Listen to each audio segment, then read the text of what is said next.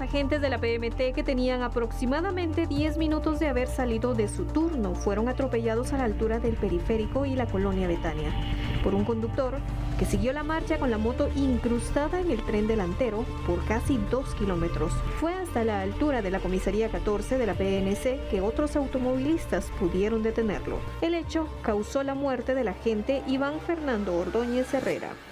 Presentó sus condolencias a la familia de la víctima mortal, que se trata de Iván Ordóñez. Es un agente de la PMT de Guatemala que estuvo de servicio por aproximadamente 20 años en la institución. Estuvo trabajando en las calles y avenidas de la ciudad.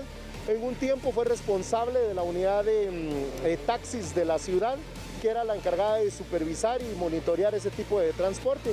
Actualmente estaba de servicio en una delegación operativa que tiene que ver con la regulación directamente del tránsito.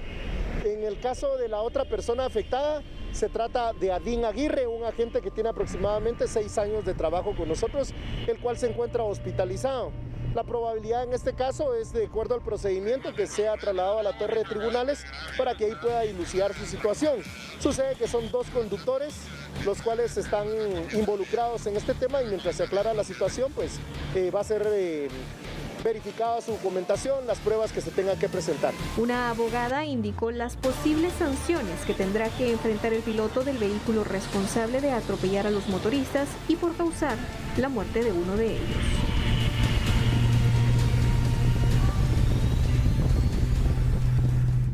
Bueno, como increíble se puede catalogar esta escena, lo que cometió este conductor. Increíble la gran falta de responsabilidad. Talamonti, buenas tardes, bienvenido. Andri, muy buenas tardes, me da gusto saludarte a ti, saludar a Alejandra y por supuesto a usted allá en casa, saludarle también. Una cosa verdaderamente tremenda, ¿no? Esto que ocurrió, porque estamos hablando acerca de la irresponsabilidad vial en todas las circunstancias. Hay un accidente de tránsito, eso es más que evidente, obviamente una persona herida y lamentablemente un agente de la PMT que fallece, pero vean esas imágenes, es decir, ni queriendo hacerlo, realmente pasa algo tan inverosímil como esto que estamos viendo. Y el sujeto simple y sencillamente, a pesar de esa situación, trata de darse a la fuga. Bueno, es que de verdad es de no creerlo.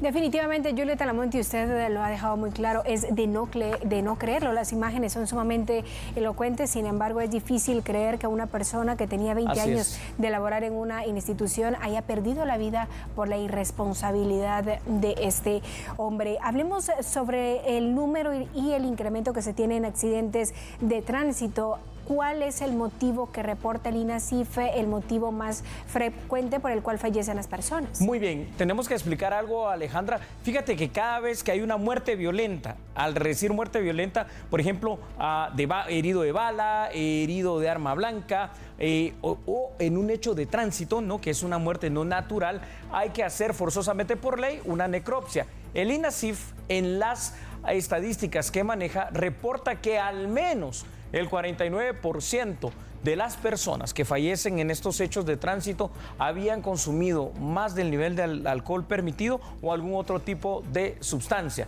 ¿ya? Pero pasa que muchas veces también va la otra parte, es decir, cuando ya se trata de ver un caso penal y las pruebas que puedan salvar o incriminar a una persona, resulta que también es muy alto el porcentaje de personas que no mueren, que no fallecen, pero que causan los accidentes de tránsito por la misma situación. ¿Cuántas necropsias cada día se practican derivadas de accidentes de tránsito, Talamonti? Esta es una situación tremenda, Andri y Alejandra, porque en Guatemala mínimo es entre 7 a 10 necropsias el promedio que se están practicando en nuestro país por parte del Instituto Nacional de Ciencias Forenses derivados de los hechos de tránsito que se dan. Tenemos que recordar una situación, Alejandra, Andri y televidentes. Los accidentes de tránsito en Guatemala y en varias partes del mundo son ya hoy la segunda causa de muertes que se dan en un país. Primero vienen las muertes violentas, dependiendo en un país violento como el nuestro, por otras causas, pues, que no sean accidentes, y también las muertes naturales, obviamente.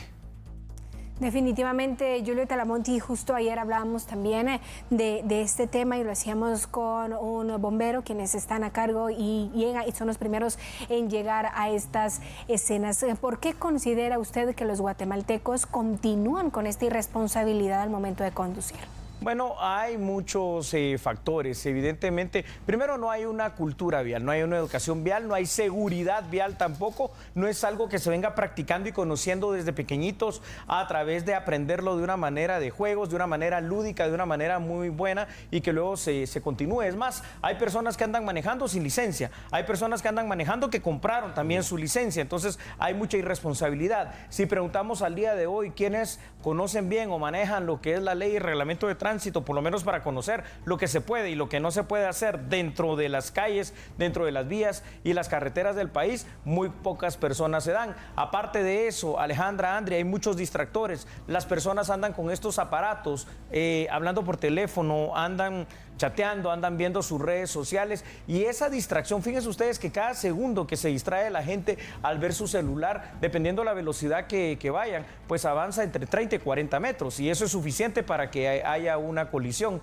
Y bueno, por supuesto, otra de las situaciones que viene y afecta toda esta situación, el hecho propicio de que mucha gente irresponsable maneja conduciendo en estado de ebriedad o habiendo tomado o administrado alguna droga ilegal, obviamente. Bueno, ¿y qué hacer en caso de ser protagonista de un accidente de tránsito, Talamonte? Bueno, esta pregunta también es de las vitales para que usted en casa pueda saber qué hacer. Por supuesto que al momento de un accidente de tránsito, Andri, hay una situación, va a haber nervios, va a haber un temor, va a haber una situación de que qué hago, sobre todo si derivado del accidente de tránsito hay personas heridas, si derivadas del accidente de tránsito hay personas fallecidas. Entonces, ¿qué es lo que hay que hacer? Número uno, no actúe irresponsablemente como esta persona, permanezca en el lugar. Eso le va a dar ciertos beneficios por parte de la ley para poder obtener otras situaciones como eventualmente alguna medida sustitutiva, aún en el peor de los casos que sería un homicidio culposo. Número dos, trate en la manera de lo posible usted de ayudar directamente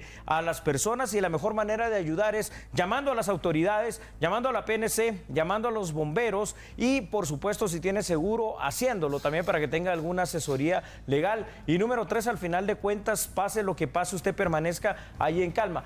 Que cuando hay un accidente donde hay personas heridas o fallecidas, si los dos conductores están vivos y en condiciones, van a ser trasladados a la torre de tribunales. Si alguno de ellos o los dos están heridos, van a ser trasladados con custodia policial a alguno de los hospitales nacionales o privados. Y si no, pues alguno de ellos falleció y uno queda vivo, pues el que quedó vivo de todas maneras será trasladado a torre de tribunales, pero allí podrá eventualmente solucionar su situación jurídica tan delicada. Gino Talamonte, ¿cuál es la pena que debe enfrentar una persona por homicidio culposo? Vaya, cuando hay un hecho de tránsito, Alejandra y Andri, es decir, hacer algo permitido, como lo es manejar, y derivado de esa situación se da una muerte, entonces se tipifica, porque hay una muerte, homicidio culposo, algo que pasó por la imprudencia, por la negligencia o por la impericia. La pena normal, digamos, del homicidio culposo va de 2 a 5 años de privación de libertad. En circunstancias especiales y con algunas agravantes, cuando hay heridos o fallecidos, va de 8 a 10 años. Y por supuesto, cuando hay algunas motivaciones más fuertes, como una persona que se dedica al manejo del transporte pesado o transporte colectivo de pasajeros, la pena puede llegar a los 15 años. Pero eso no significa que inmediatamente tenga que ir a parar a la cárcel. Tiene todavía alguna alternativa si hizo en su momento lo correcto, que es lo que le estamos diciendo acá en TN23. Y lo correcto que es quedarse y permanecer en ese lugar responsablemente para afrontar la ley.